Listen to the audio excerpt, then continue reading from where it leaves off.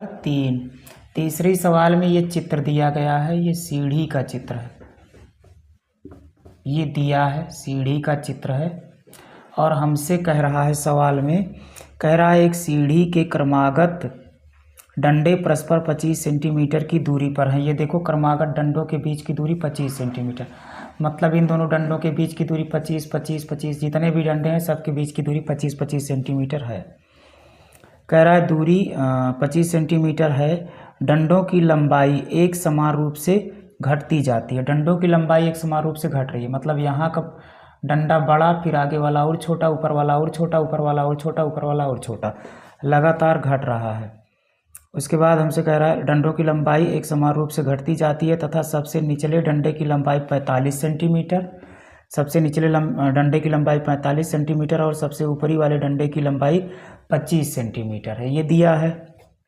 और हमसे कह रहा है यदि ऊपरी और निचले डंडों के बीच की दूरी 2 सही 1/2 मीटर है, यानी कि यहाँ से यहाँ तक की दूरी 2 सही 2/2 मीटर है, तो ये 2.5 मीटर है। 2.5 मीटर को हम लिख सकते हैं 250 सेंटीमीटर, तो इतना है। तो आगे हमसे कह रहा है तो डंडों को बनाने के लिए लकड़ी की कितनी लंबाई की आवश्यकता होगी, लकड़ी की कितनी लंबाई की आवश्यकता होगी, और डंडों की संख्या दी गई है।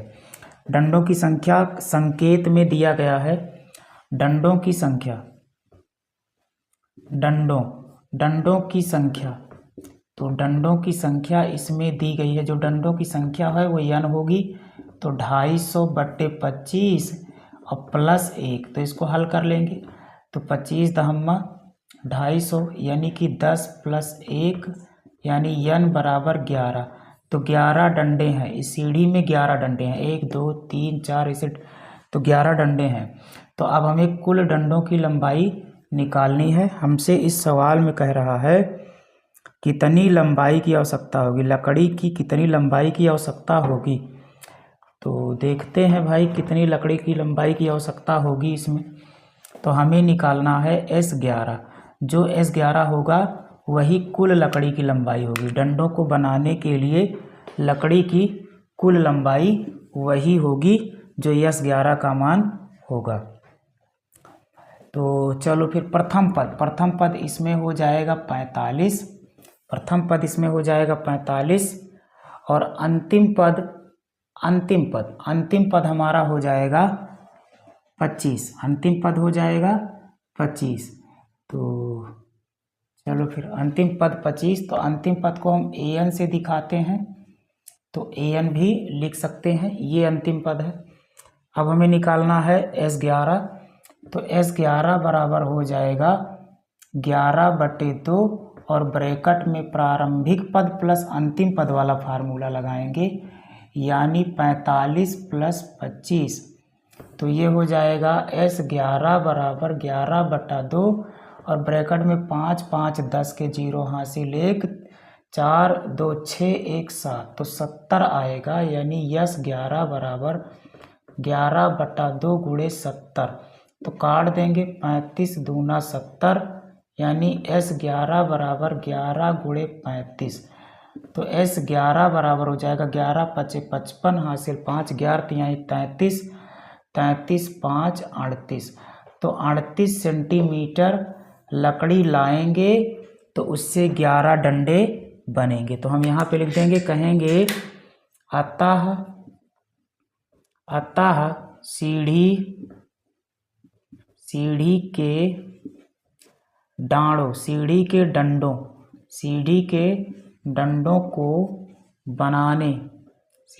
डंडों को बनाने के लिए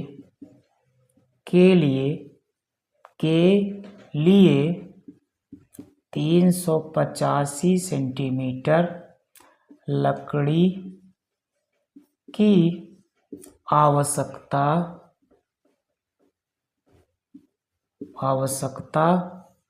होगी। तो यही हमसे इस सवाल में पूछा था और यही आ गया आंसर।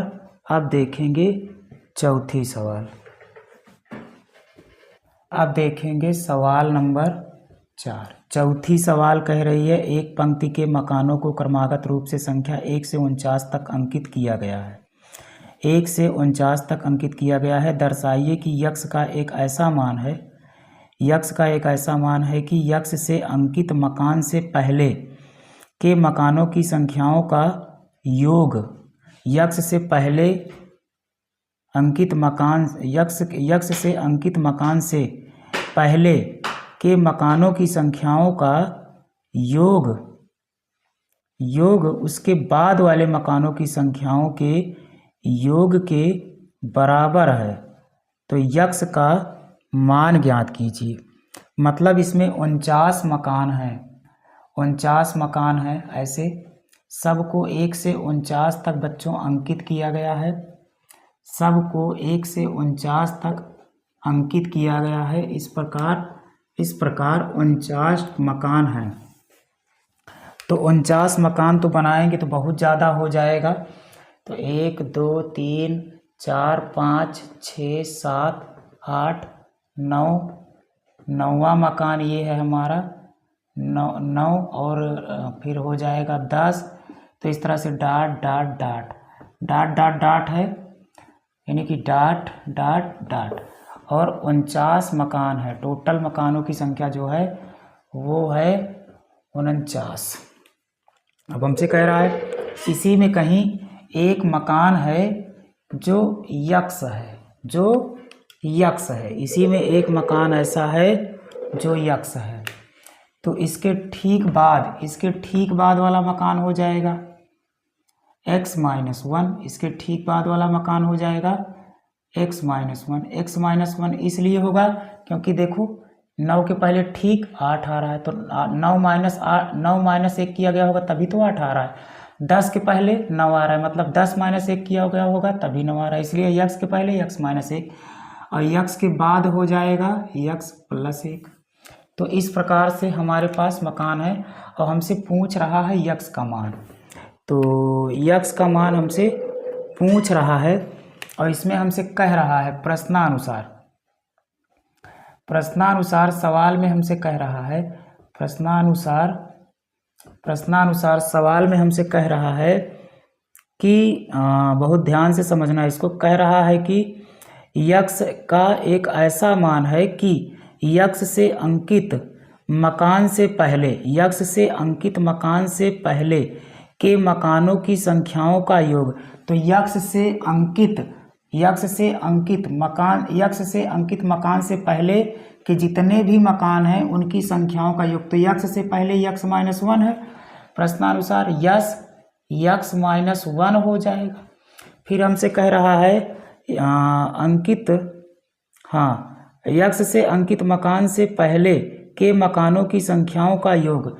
तो ये हो जाएगा यक्स से अंकित मकानों से पहले मकानों की संख्याओं का योग x-1 हो जाएगा। फिर उसके बाद कह रहा है उसके बाद वाले मकानों की संख्याओं के योग के बराबर है। उसके बाद वाले, तो उसके बाद वाला कैसे निकालेंगे?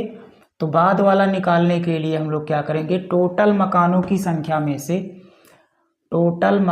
संख्या में से बाद वाला अगर हम घटा देंगे, यहाँ से इतना हटा लेंगे, तो देखो यहाँ से यहाँ तक के मकानों की संख्या में से अगर हम यहाँ से यहाँ तक के मकानों की संख्या में से यहाँ से यहाँ तक की मकानों की संख्या हटा लेंगे तो इतना ही आ जाएगा। मतलब x को हटा लेंगे तो यही आ जाएगा और यही हमारा होगा प्रश्नानुसार।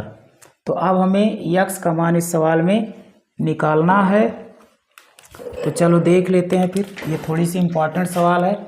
हमसे कह रहा था यक्स से अंकित मकान से पहले के मकानों की कुल संख्या बराबर है यक्स के बाद के मकानों की कुल संख्या के योग के। तो बच्चों 1 से 49 तक का टोटल में से अगर हम यक्स घटा देंगे तो 1 से x-1 तक निकल जाएगा, अर्थात ये x-1 के बराबर होगा। तो इसको हल करेंगे तो सूत्र लगाएंगे, तो SN वाला सूत्र लगाएंगे तो ये हो जाएगा n/2।